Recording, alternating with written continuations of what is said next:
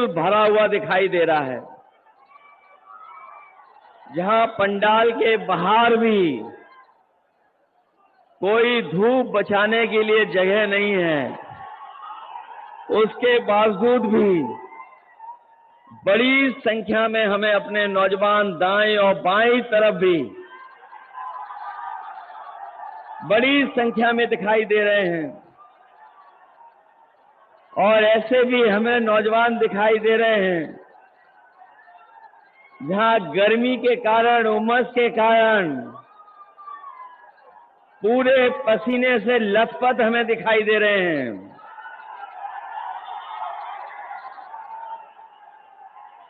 और इस गर्मी में, तपती हुई गर्मी में,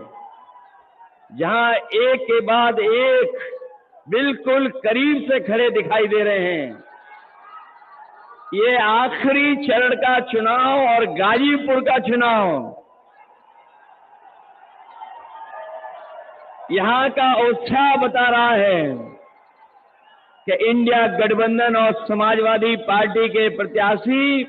अफजाल अंसारी साहब न केवल जीत करके जा रहे हैं, बल्कि रिकॉर्ड मतों से इस बार जीतेंगे। जहां गाजीपुर अपनी बुलंद आवाज से और अपने समर्थन से लोग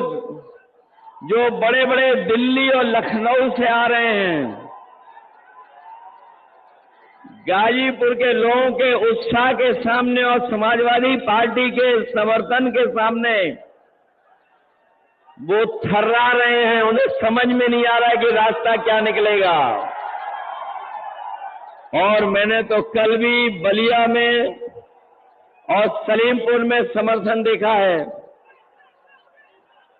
इस बार तो जहां पूर्वांचल की हवा, पूर्वांचल की जो हवा इस बार है, पश्चिम से भी ज्यादा रफ्तार से बह रही है। जो शुरुआत पश्चिम से हुई थी, वो आते आते यहां पर बलिया, गाजीपुर में किस ऊंचाई तक पहुंचेगी। और मैं ये कह सकता हूं कि जो जनता का गुस्सा बढ़ता चला जा रहा है, पहले चरण में जो गुस्सा दिखाई दिया था सरकार के खिलाफ, आज गाजीपुर में आकर के वो सातवें आसमान पे दिखाई दे रहा है। ये जो 400 पार वाली बात कह रहे थे, 400 पार, वो अब 400 हारने जा रहे हैं। ये 400 पार नहीं हो रहा है इनसे, ये इनका सब हिसाब किताब डगमगा गया है। और अभी आपने देखा होगा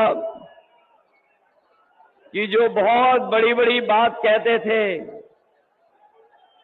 इधर उनका आत्मविश्वास जो लड़खड़ाया है, उनका आत्मविश्वास जो लड़खड़ाया, उससे उनकी जबान भी लड़खड़ा गई है। अब कोई उनकी पुरानी कहानी सुनना नहीं चाहता है। पुरानी कहानी, पुराने डायलॉग जो घिसे पिटे हैं, कोई सुनना नहीं चाहता है। इसलिए मैं सबसे पहले जो मंच पर उपस्थित हैं, जहां मैं दोनों अपने पार्टी के प्रत्याशी और इंडिया गठबंधन के सहयोग से चुनाव लड़ रहे अफजाल अंसारी जी साहब, सनातन पांडे जी, मंच पर उपस्थित पार्टी के वरिष्ठ नेता ओम प्रकाश सिंह जी, राम बशर राजभर जी, विधायक वीरेंद्र यादव जी, लाल बिहारी यादव जी, अंकित भारती जी, शोएब अंसारी जी, काशीनाथ यादव जी, अरविंद सिंह जी, विजय यादव जी, राजेंद्र यादव जी, त्रिवेदी राम जी, खुर्शीद अहमद साहब, अनिल अमिताभ दुबे जी, जय किशन साहू जी, राजेश कुशवाहा जी, सुनील राम जी, ईश्वर प्रसाद कुशवाहा जी, विजय बहादुर सिंह जी, रामाश्रय विश्वकर्मा जी, सुरेंद्र सिंह जी, और बहुत बड़ी संख्या में न केवल समाजवादी पार्टी के संगठन के लोग, बल्कि कांग्रेस, इंडिया गठबंधन के सहयोगी दल, उन सबके साथ साथ मैं आप सबसे भी अपील करने आया हूं और मैं आप सबसे निवेदन करने भी आया हूं कि जो लोग सत्ता में रहे हैं 10 साल से, इन सबने मिलकर के हर बात इनकी झूठी निकली और इनके हर वादे झूठे निकले हैं। जब 10 साल पीछे मुड़ करके देखते हैं, जबकि गाजीपुर और आसपास का इलाका वो इलाका है जो देश के प्रथम सांसद हैं, जो बनारस से चुन करके जाते हैं, उनके क्षेत्र के आसपास के ये इलाके हैं। जो विकास, जो खुशहाली, जो तरक्की होनी चाहिए थी, वो आज हम तरक्की और खुशहाली नहीं देख रहे हैं। जहां तरक्की और खुशहाली के लिए कोई रास्ता नहीं बनाया,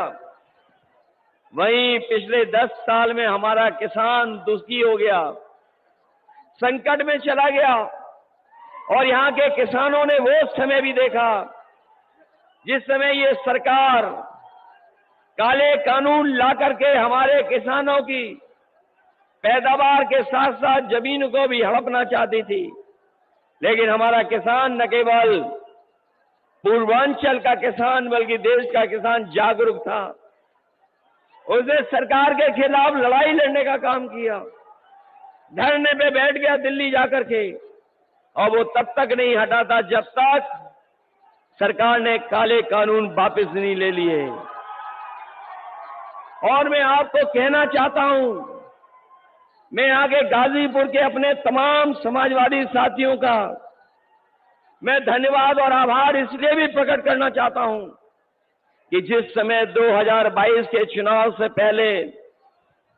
मैंने यहीं से रथ यात्रा शुरू की थी, आपके जिले से, जहां पर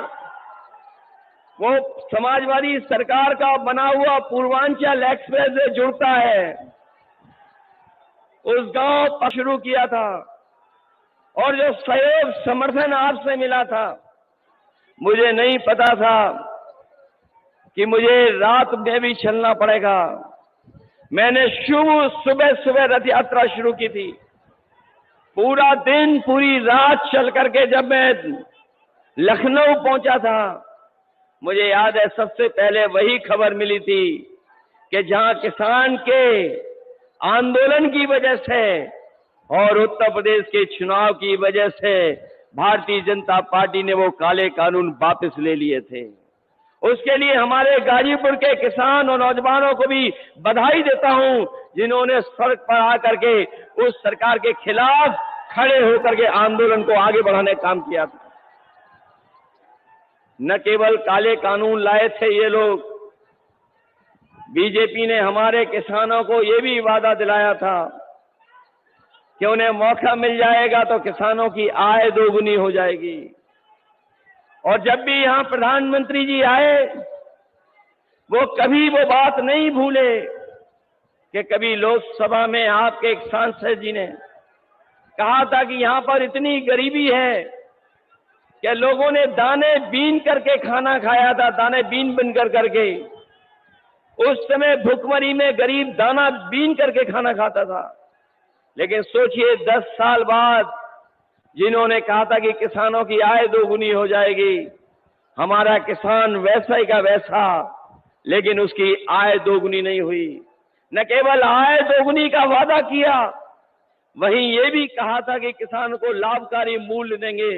हम अपने किसान भाइयों को कह के जा रहे हैं, ये 7वें चरण का आखिरी समय का चुनाव है। इंडिया गठबंधन और समाजवादी पार्टी ने तय किया है कि आने वाले समय में जब 4 जून को सरकार बनेगी तो अपने किसानों का न केवल कर्जा माफ होगा, बल्कि साथ ही साथ अपने किसान और गरीबों को कानूनी अधिकार दिला करके उनकी फसल की कीमत को भी दिलाने का काम करेंगे, कानूनी अधिकार दिलाने का काम करेंगे। जहां किसान और गरीब पूरी ईमानदारी के साथ उनके खिलाफ खड़ा है, वहीं ये नौजवानों ने भी मन बना रखा है इस बार कि जिन्होंने उनके जीवन का सबसे ज्यादा समय बर्बाद किया है, जिन्होंने नौकरी नहीं दी, रोजगार नहीं दिया, उन लोगों को भी सबक सिखाने का काम नौजवान करेगा। और यहां पर जो नौजवान मौजूद हैं और जो लोग दूर से भी सुन रहे होंगे, देख रहे होंगे, वो जानते होंगे इस सरकार में जितनी भी परीक्षाएं हुई, उन परीक्षाओं